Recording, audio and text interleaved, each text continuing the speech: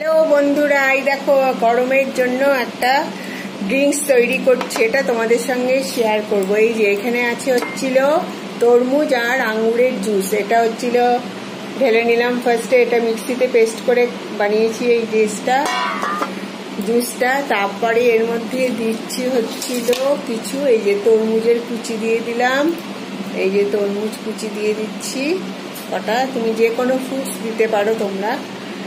এই আর হচ্ছিল একটু বরফ দেব,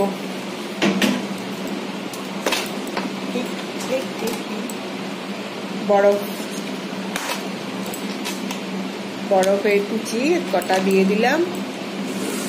এই দিয়ে হচ্ছিল গরমের জন্য, হচ্ছে না বরফগুলো, বরফের কুচি দিয়ে দিয়েছি।